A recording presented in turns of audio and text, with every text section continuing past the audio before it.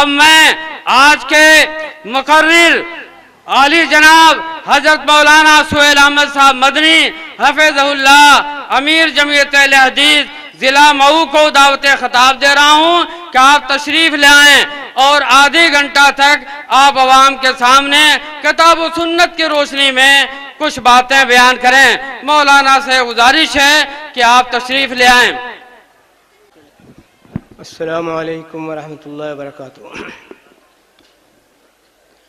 ان الحمد للہ نحمده ونستعینه ونستغفره ونعوذ باللہ من شرور انفسنا ومن سیئات اعمالنا ومن يهده الله فلا مضل له ومن يضلل فلا هادي له واشهد ان لا اله الا الله واشهد ان محمدا عبده ورسوله يا أيها الذين آمنوا اتقوا الله حق تقاته ولا تموتن إلا وأنتم مسلمون يا أيها الناس اتقوا ربكم الذي خلقكم من نفس واحدة وخلق منها زوجها وبث منهما رجالا كثيرا ونساء واتقوا الله الذي تساءلون به والأرحام إن الله كان عليكم رقيبا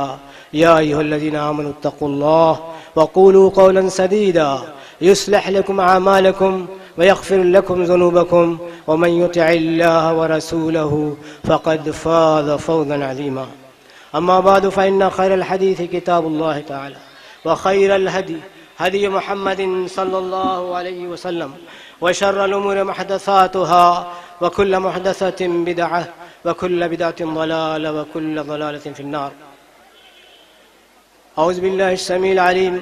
من الشيطان الرجيم بسم الله الرحمن الرحيم يا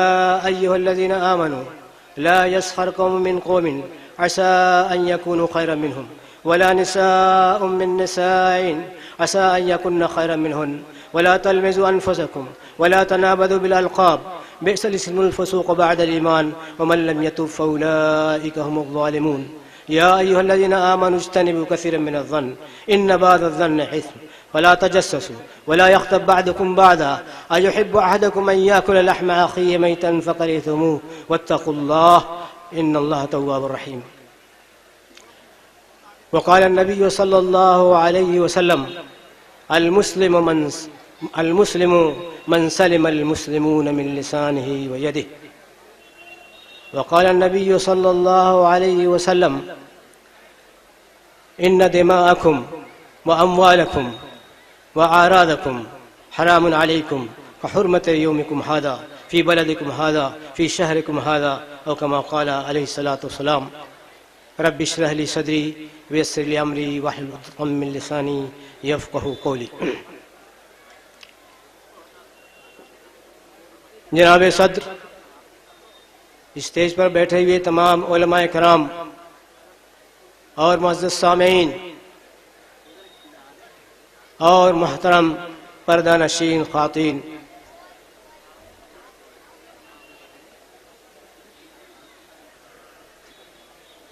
اس سے پہلے کہ میں اپنی بات شروع کروں، میں اللہ رب العالمین کا شکریہ ادا کرنا چاہتا ہوں اس بات پر کہ اس نے مجھے اس مبارک محفل میں آنے کی توفیق بخشی، اور جو لوگ بھی مجھے یہاں لانے کی جن لوگوں نے بھی کوشش کی ان کا بھی شکریہ، اور میں دعا کرتا ہوں کہ اللہ تبارک و تعالیٰ جن لوگوں نے یہ اس اصلاحی کانفرنس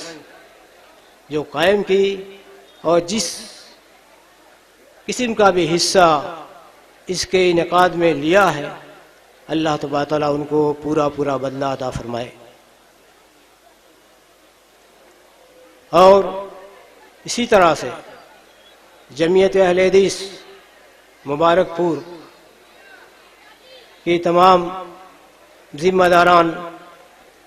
بالخصوص امیر محترم جناب مولانا عتیق الرحمان صاحب سلفی، اور اسی طرح سے ان کے سیکریٹری اور جملہ معاونین لائق مبارکباد ہیں کہ انہوں نے ایسے وقت میں جبکہ ہمارا معاشرہ سلگ رہا ہے، برائیوں کے شعلے ہر طرف پھیلے ہوئے ہیں، اور یہ کہا جائے تو بیجا نہ ہوگا کہ پمبا کجا کجا نے ہم تنہا مداغدار رسول، کہ جس موضوع پر معاشرے کے جس پہلو پر بھی بولا جائے وہ پہلو جو ہے داغدار ہے، اس طرح سے کہ وہ کتاب و سنت سے دور ہے اور اللہ اس کے رسول کے فرمان کی خلاف ورزی میں لگا ہوا ہے۔ میرے بھائیو دوستو، معاشرے کی اصلاح ہی کے لیے اللہ رب العالمین نے تمام انبیاء کرام کو مبعوث فرمایا تھا، اور معاشرے کی سب سے بڑی خرابی اور سب سے بڑا گناہ وہ ہے شرک اور کفر، اور وہ آج بھی ہمارے معاشرے میں موجود ہے۔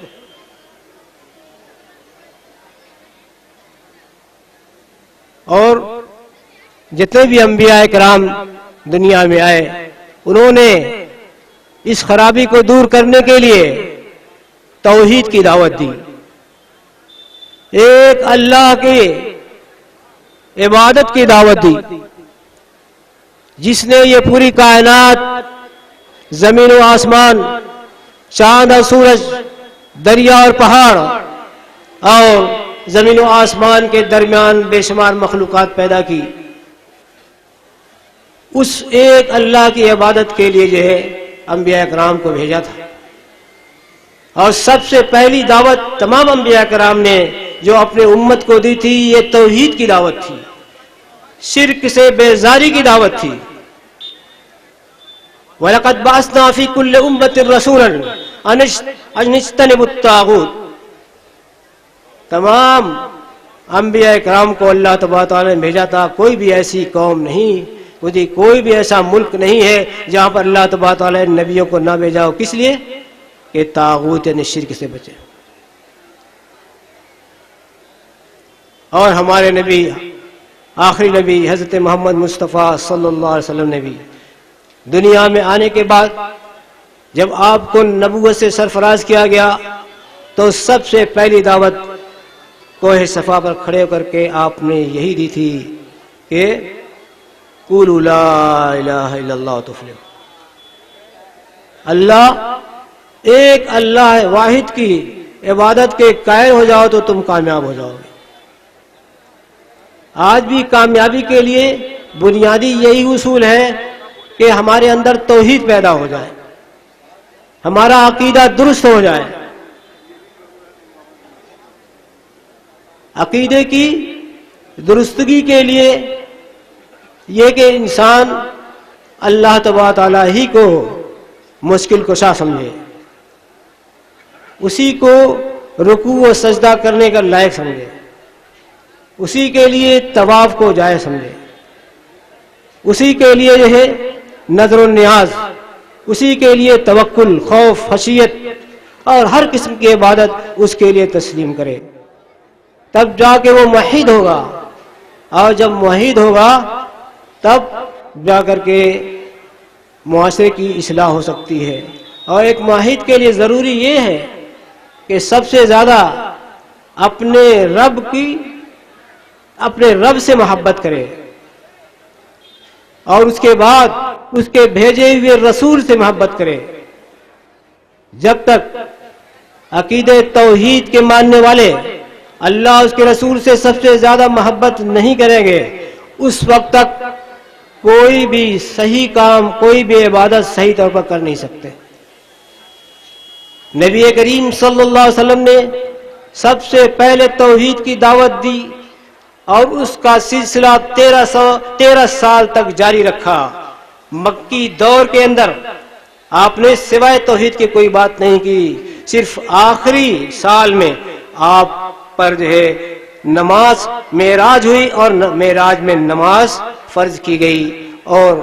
توحید کے ماننے والوں کو یہ جو ہے ان کے اوپر لازم کر دیا گیا کہ ان کو نماز پڑھنا ہے، 5 وقت کی نماز۔ تو جب ایمان مضبوط ہوگا، اللہ اس کے رسول سے محبت ہوگی، تبھی لوگ جا کر کے نماز پڑھ سکیں گے۔ آج ہمارے معاشرے میں جو بے نمازی ہیں، ان بے نمازیوں کے دلوں میں اللہ اس کے رسول کی محبت ہے ہی نہیں، اس لیے کہ اگر محبت ہوتی تو اللہ کے ایک آواز پر وہ لبیک کہتے ہوئے مسجد میں چلے جاتے، جیسا کہ صحابہ کرام کیا کرتے تھے۔ جب ان کے عقیدے مضبوط ہو گئے، اللہ اس کے رسول کی محبت ان کے دل و دماغ میں جاگزی ہو گئی، تو جو بھی حکم ان کو دیا جاتا تھا فوری طور پر اس کی تعمیل کیا کرتے تھے۔ میرے بھائیو دوستوں،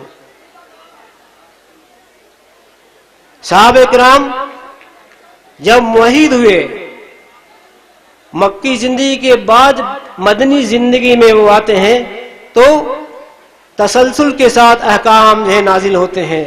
اور جو بھی حکم نازل ہوتا ہے پورے طور پر اس کو قبول کرتے ہیں،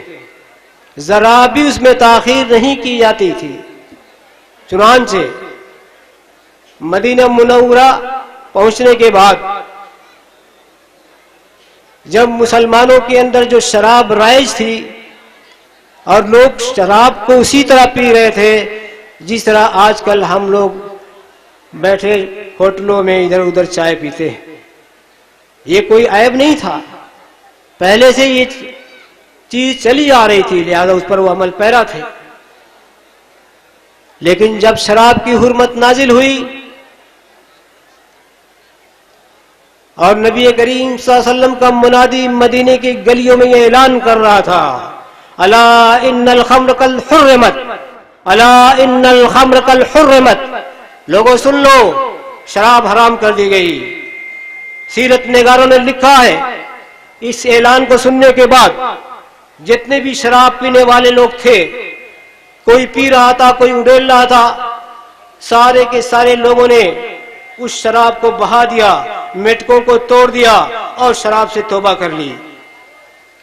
اتنی جلدی کیسے یہ انقلاب آیا ان کے دلوں کے اندر، یہ عادت کیسے چھوٹ گئی؟ یہ ایمان کی وجہ سے، توحید کی وجہ سے۔ اس وجہ سے کہ ایک موحد کے لیے سب سے زیادہ ضروری ہے کہ اللہ اس کے رسول کی محبت سب سے زیادہ ہو۔ جب اللہ اس کے رسول کا پیغام آ جائے، حکم آ جائے، تو اس پر فوری طور پر عمل پیرا ہو جائے۔ اور آج ہم ممبر و محراب سے یہ آواز لگاتے ہیں، ان کانفرنسوں کے اسٹیجوں سے یہ آواز لگاتے ہیں کہ نماز پڑھو اور یہ برائیوں کو چھوڑ دو، لیکن ایک کان سے سنتے ہیں، دوسرے کان سے نکال دیتے ہیں، بات وہیں کی وہیں رہ جاتی ہے۔ اس وجہ کہ ہمارے اندر جو ہے ایمان ہے ہی نہیں، توحید پورے طور پر جاگزی نہیں ہے، اس لیے کسی اللہ کے حکم پر جو ہے ہم عمل کرنے سے قاصر ہیں۔ آج پوری طاقت لگا کر کے بڑی بڑی حکومتوں نے شراب روکنے کی کوشش کی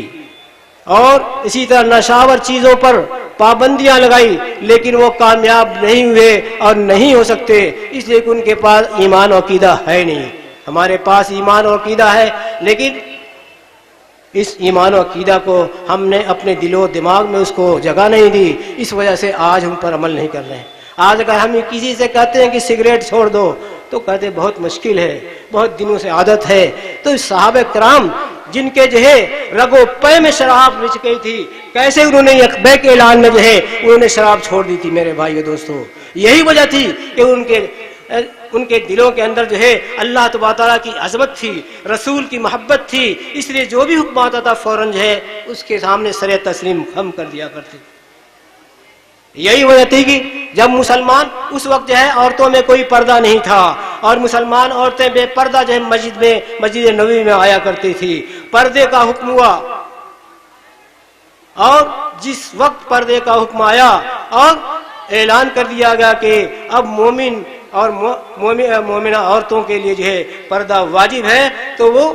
مسجدوں میں جو ہے پردہ انہیں نقاب پہن کر کے مسجدوں میں حاضر ہوئی۔ بے پردگی کیسے فوراً کیسے چھوڑ دیا؟ آج کیوں نہیں لوگ چھوڑ دیتے کہ عورتیں ہماری جو ہے اس طرح سے اریاں گھیمتی اریاں اور نیم اریاں، اور اپنی جو ہے حسن و جمال کی آرائش کرتی ہیں، اپنے حسن و جمال کو جو ہے کی شہرت کرتی دکھاتی پھر رہی ہیں، اور کہا جاتا ہے تو اس کی طرف کوئی توجہ نہیں ہوتی، اس لیے کہ ایمان پختہ نہیں ہے، اللہ تبارک تعالیٰ کی عقیدہ توحید ان کے دل و دماغ میں راسخ نہیں ہے، اللہ اس کے رسول سے محبت نہیں ہے۔ میرے بھائی دوستو، اللہ کے نبی صلی اللہ علیہ وسلم نے فرمایا ثلاث من کن فیہ وجد حلاوۃ الایمان، تین باتیں ایسی ہیں جس کے اندر یہ چیز پیدا ہو جائے وہ ایمان کی چاشنی جو ہے اس کو مل جائے گی، اسلام کی شیرینی اور اسلام کی مٹھاس اس کو مل سکتی ہے۔ وہ کیا ہے؟ ان یکون اللہ ورسولہ احب الیہ مما سواہما،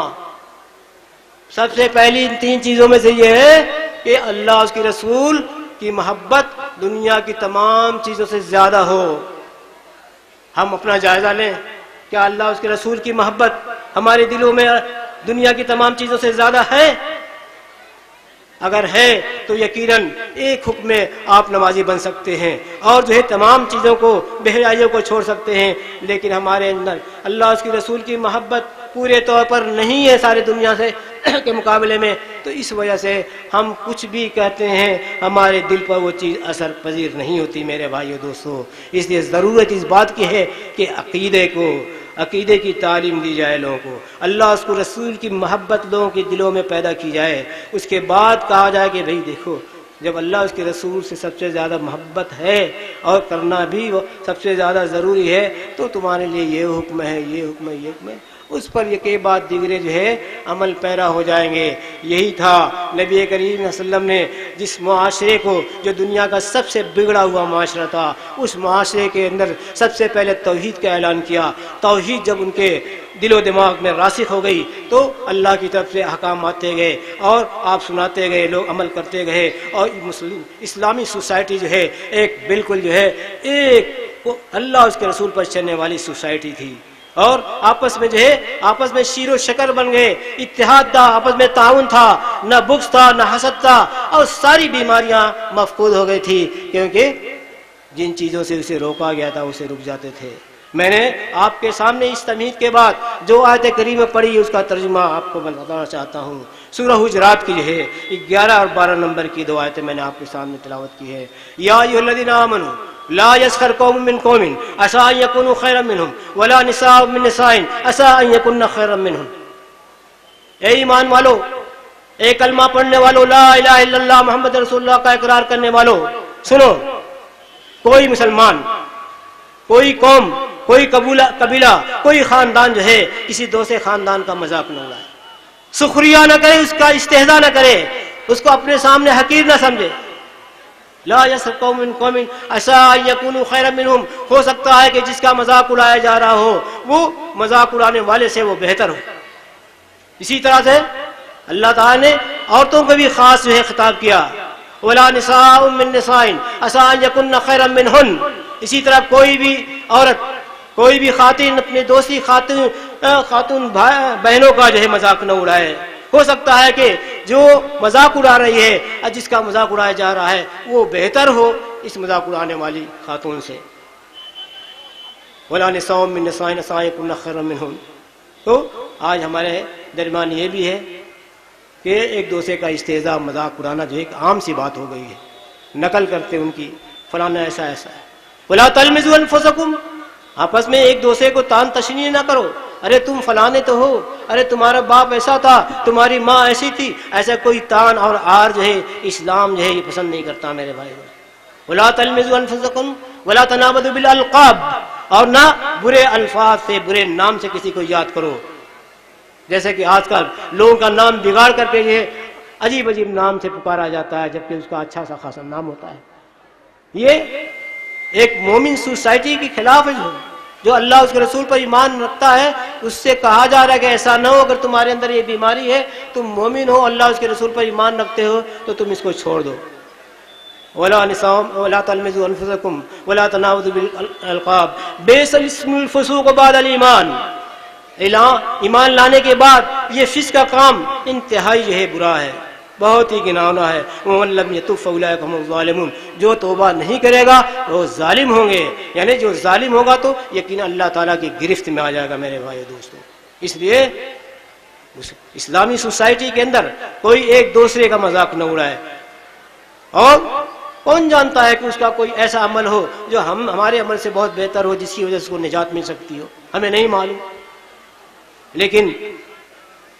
کچھ خاندان، کچھ قبیلے اور اس طرح کے جو ہے اپنی برتری کا اعلان کرتے ہیں، دوسروں کو اپنے سامنے ان کو نیچا دکھانے کی کوشش کرتے ہیں، لیکن اسلام کہتا ہے ایمان والو تمہارے لیے زیب نہیں دیتا، اگر ایسا کرتے ہو تو توبہ کرو، توبہ نہیں کرتے تو تمہارا شمار ظالمین ہوگا۔ اسی طرح سے آگے فرمایا یا ایھا الذین آمنوا اجتنبوا کثیرا من الظن ان بعض الظن اثم ولا تجسسوا ولا یغتب بعضکم بعضا ایحب احدکم ان یاکل لحم اخیہ میتا فکرہتموہ واتقوا اللہ ان اللہ تواب الرحیم۔ اے ایمان والو، بہت ساری بدگمانیوں سے بچو، یہ بھی ہمارے معاشرے میں ایک خرابی ہے، ہر ایک دوسرے سے بدگمان نظر آتا ہے، دوسرے پیٹ پیچھے جو ہے کہتا ہے فلانا یہ ہمارا دشمن ہے، حالانکہ ایسی کوئی بات نہیں ہوتی، لیکن جو ہے یہ بدگمانی ہے۔ ایاکم والظن فإن الظن اکذب الحدیث، اللہ کے نبی صلی اللہ علیہ وسلم نے فرمایا بدگمانیوں سے بچا کرو، کہ یہ بہت جھوٹی بات ہے کہ بلا وجہ کسی کے بارے میں یہ سوچنا کہ یہ ہمارا دشمن ہے، یہ ہمارا مخالف ہے، یہ ہمارے راستے میں روڑے اٹکاتا ہے، حالانکہ ایسی کوئی بات نہیں ہوتی۔ اس لیے اللہ تعالیٰ فرماتا ہے یا ایھا الذین آمنوا اجتنبوا کثیرا من الظن ان بعض الظن اثم، بعض بدگمانیاں جو ہے یہ گناہ ہے۔ ولا تجسسوا، اور تم جاسوسی مت کرو، کسی کے چھپے ہوئے بھید کو ظاہر کرنے کی کوشش مت کرو۔ حدیث میں آتا ولا تجسسوا ولا تحسسوا، تحسسوا کا معنی علماء نے بتایا ہے کہ تم چپکے سے کسی کی بات سننے کی کوشش مت کرو، کون کیا بات کر رہا ہے۔ اسی طرح کسی کی جاسوسی مت کرو کہ یہ کیا کام کرتا ہے، یا کون سی برائی کا ارتکاب کرتا ہے، اور اس کو جو ہے لوگوں کے درمیان جو اس کو پھیلایا جائے۔ ایمان والوں سے اللہ تعالیٰ کہتا ہے لا تجسسوا ولا اور فرمایا ولا یغتب بعضکم بعضا، تم میں کا بعض کی غیبت نہ کرے۔ ارے غیبت کیا پوچھنا، وما ادراک ما الغیبۃ، غیبت تو ایسا جو ہمارے معاشرے کے اندر پھیلی ہوئی ہے کہ کیا علماء، کیا عوام، کیا مرد، کیا عورت، کیا چھوٹے، کیا بڑے، سارے کے سارے اس کے اندر جو ہے مبتلا ہیں۔ غیبت کے بارے میں نبی کریم صلی اللہ علیہ وسلم نے پوچھا صحابہ کرام سے اتدرون ما الغیبہ، تمہیں پتا ہے کہ غیبت کیا ہے؟ قالوا اللہ ورسولہ اعلم، یہ بات تو اللہ اس کے رسول ہی بتا سکتے ہیں، ہم کو نہیں معلوم غیبت کیا ہے۔ فرمایا ذکروں کا الغیبت ذکروں کا اخاک بما یکرہ، غیبت یہ ہے کہ تم اپنے بھائی کا ذکر کرو، اس کی غائبانہ طور پر، اس کی غیر موجودگی میں ایسی چیز ذکر کرو کہ اگر وہ سامنے ہوتا تو ناپسند کرتا، وہ پسند نہیں کرتا کہ مجھے میرے بارے میں یہ بات کہی جائے۔ تو کہنے والے نے کہا یا رسول اللہ ان کان فی اخیہ ما اقول، یعنی میں اپنے بھائی کی غیر حاضری میں کوئی ایسی بات کہتا ہوں جو اس کے اندر موجود ہے وہ برائی، کیا تب بھی غیبت ہوگی؟ کہا کہ ان کان فی اخیک، اگر تیرے بھائی کے اندر وہ بات ہے جو تم کہتے ہو فقد اغتبتہ، تم نے اس کو غیبت کا ارتکاب کیا جو کبیرہ گناہ ہے۔ وَإِن لَّمْ يَكُنْ فِيهِ مَا قُلْتَهُ فَقَدْ بَهَتَّهُ، یعنی اگر وہ اس کے اندر نہیں ہے اور تم اس کے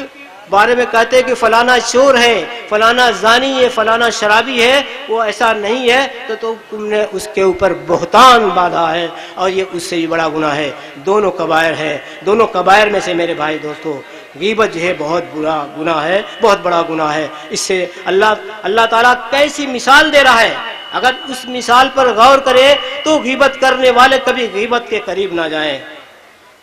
ایحب احدکم ان یاکل لحم اخیہ میتا فکرہتموہ، کیا تم میں سے کوئی شخص اپنے مرے ہوئے بھائی کا گوشت کھانے کے لیے راضی ہے، پسند کرتا ہے کہ اپنے مرے ہوئے بھائی کے گوشت، جسم کا گوشت کاٹ کے کھائے؟ ایحب احدکم ان یاکل لحم اخیہ میتا فکرہتموہ، اگر تم کو ایسا تم سے کہا جائے تو تم اس کو ناپسند کرے ہوئے، تو پھر اپنے زندہ بھائی کا گوشت کس طرح کھاتے ہو؟ تمہارے مجلس میں موجود نہیں ہے اور تم اس کی برائی کر کے دوسروں عوام کے درمیان جو اس کی برائی ہے کہ نہیں ہے، حقیقت حال اللہ تعالیٰ جانتا ہے یا وہ جانتا ہوگا، اگر اس کو وہ سنے تو پھر بھی اس کے بارے میں یہ بات کہی جاتی ہے تو یقیناً گویا اس زندہ بھائی کا گوشت کھا رہا ہے وہ اس مجلس میں۔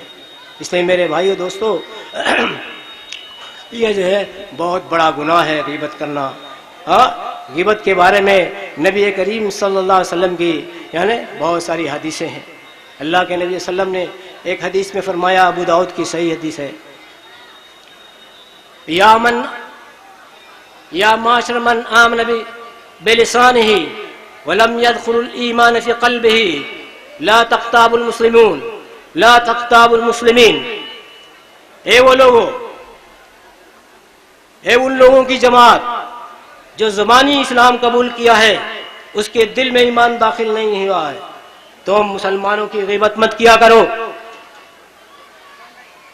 وَلَا تَتَّبِعُوا عَوْرَاتِهِمْ، نہ ان کے پوشیدہ عیبوں کو ٹٹولو، تلاش کرو۔ فَإِنَّ مَن تَتَّبَّعَ عَوْرَاتَهُمْ يَتَّبِعُ اللَّهُ عَوْرَاتَهُ وَمَن يَتَّبِعُ اللَّهُ عَوْرَاتَهُ يَفْضَحُهُ فِي بَيْتِهِ او کما قال علیہ الصلوۃ والسلام۔ لوگوں کی غیبت مت کرو، لوگوں کے پوشیدہ عیب تلاش مت کرو۔ اگر تم لوگوں کے پوشیدہ عیب تلاش کر کے لوگوں کے اندر پھیلانے کی کوشش کرو گے، اللہ تبارک تعالیٰ تمہارے عیب کو تلاش کرنے کے پیچھے لگ جائے گا، اور اللہ تعالیٰ جس کے پیچھے لگے گا اس کو اس کے گھر میں رسوا اور ذلیل کر کے چھوڑے گا۔ اس لیے کسی مسلمان کی عزت سے کھیلنا جو ہے کہ معمولی نہیں ہے۔ لیکن آج کا یہ زمانہ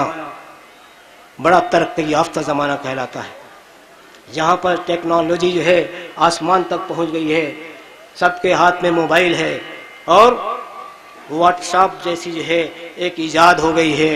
واٹس ایپ کے ذریعے سے لوگوں کی برائیاں جو ہے وہ پورے جو ہے تشہیر کی جاتی ہے۔ اسے کسی ایک کی برائی معلوم ہو گئی، اس کی تحقیق کیے بغیر اپنے موبائل سے دوسرے موبائل میں اس کو بھیج دیا جاتا ہے، اور وہ ایک گروپ میں ہزاروں کی تعداد میں اس کی برائی کو جو پھیلا دیا جاتا ہے۔ لوگوں، اگر تم ایسا کر رہے ہو بغیر تحقیق کے، ویسے بھی کسی کی برائی معلوم ہو جائے، اس کے بارے میں بھی اللہ کے نبی صلی اللہ علیہ وسلم نے فرمایا، من ستر مسلمن سترہ اللہ یوم القیامہ، جو کسی مسلمان کی ستر پوشی کرے گا، اس کے عیب کو چھپائے گا، اللہ تبارک تعالیٰ قیامت کے دن اس کے عیب کو چھپا دے گا۔ جہاں پر اول اور آخری انسان، بے شمار انسانوں کا مجمع میں اللہ تعالیٰ اس کے عیب کو چھپا دے گا۔ اس لیے جو ہے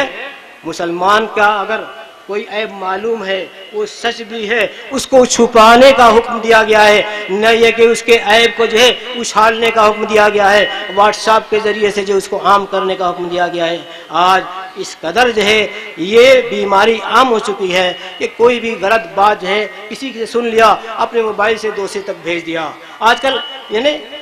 بہت سارے احادیث، جھوٹی حدیثیں بھی اس سے پرچار کی جا رہی ہیں۔ جھوٹی حدیثیں جو ہے موبائل سے ایک دوسرے بھائی کے پاس بھیج رہے ہیں، اس کو جو ہے واٹس ایپ کے ذریعے سے پورا وائرل کر کے پورے دنیا میں پھیلایا جا رہا ہے۔ اور جھوٹی بات پھیلانا، پھر خاص طور سے اللہ کے رسول صلی اللہ علیہ وسلم کے بارے میں جھوٹی بات بولنا۔ اللہ کے نبی صلی اللہ علیہ وسلم نے فرمایا، من کذب علی متعمدا فلیتبوأ مقعدہ من النار، جس نے جو ہے میرے بارے میں جھوٹ بولا، میرے اوپر جھوٹی بات منسوب کی میری طرف، گویا وہ اپنا ٹھکانہ جہنم بناتا ہے۔ اس لیے اللہ کے رسول کی بات کو پھیلانے سے پہلے یہ تحقیق کرو کہ واقعی اللہ کے رسول کی حدیث ہے، اللہ کے رسول کی حدیث یہ بخاری میں ہے، مسلم میں ہے، یا وہ جو کسی بھی سنن کتابوں میں ہے وہ صحیح سند سے مروی ہے۔ اگر ایسا ہے تو ٹھیک ہے، اگر بغیر سمجھے بوجھے تحقیق کے اللہ کے رسول کی بات بھی پھیلانا یہ بہت بڑا گناہ ہے، بلکہ اپنا ٹھکانہ جہنم بنانا ہے میرے بھائی دوستو۔ اسی طرح ایک مسلمان بھائی کی کہ عیب کو جو ہے اس طرح سے عام کرنا، یہ بھی اتنا بڑا گناہ ہے کہ اللہ تبارک تعالیٰ جو ہے اس کے پیچھے پڑ کے اس کے گھر میں اس کو رسوا اور ذلیل کر کے رہے گا۔ میرے بھائیو دوستو، میں بتاؤں آپ کو ایک حدیث اور بھی سناتا ہوں۔ نبی کریم صلی اللہ علیہ وسلم نے فرمایا براء ابن عازب رضی اللہ تعالیٰ سے مروی ایک حدیث ہے، فرمایا الربا 72 بابا، الربا 72 بابا ایسرها اتیان الرجل امه وان ارب الربا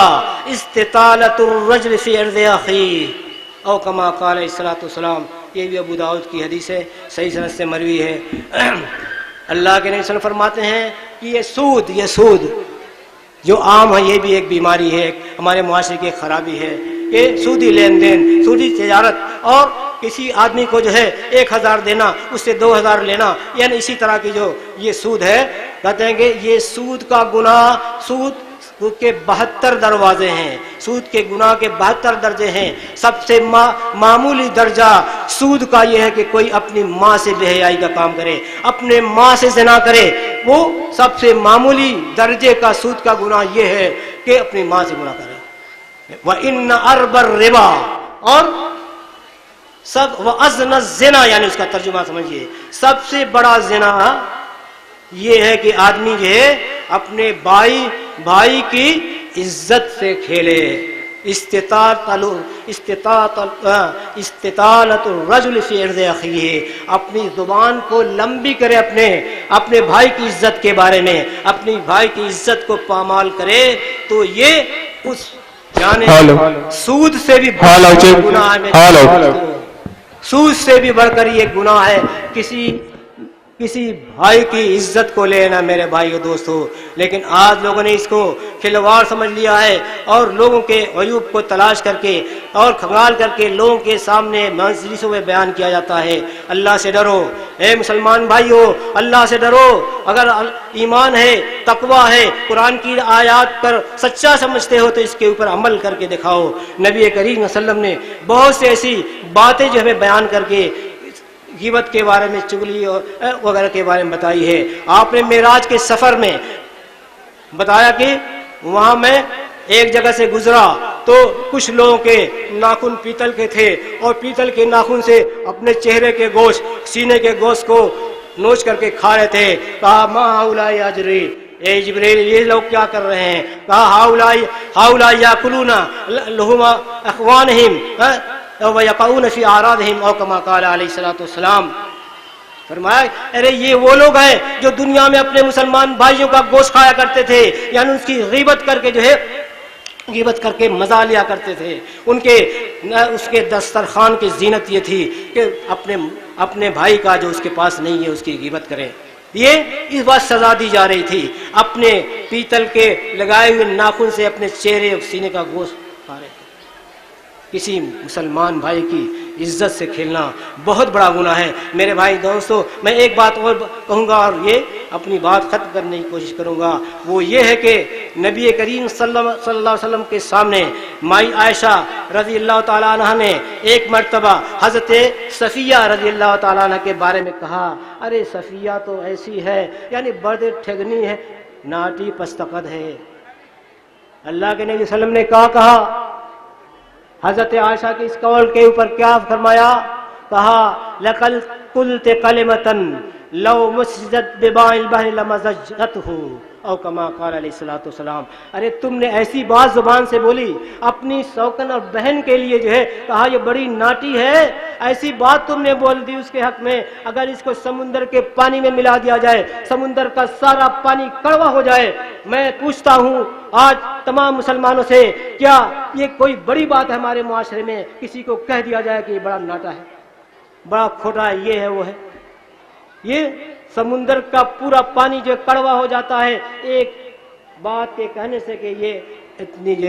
بہت پستقد ہے۔ تو ہم کیسی باتیں کرتے ہیں، اپنا محاسبہ کریں میرے بھائیو دوستو۔ اگر محاسبہ نہیں کرتے اس سے پہلے کہ موت آئے تو یہ کبائر گناہ جو ہے معاف نہیں ہو سکتے، کبیرے گناہ کی سزا جو ہے بھگتنی پڑے گی، اور آخرت کی جو ہے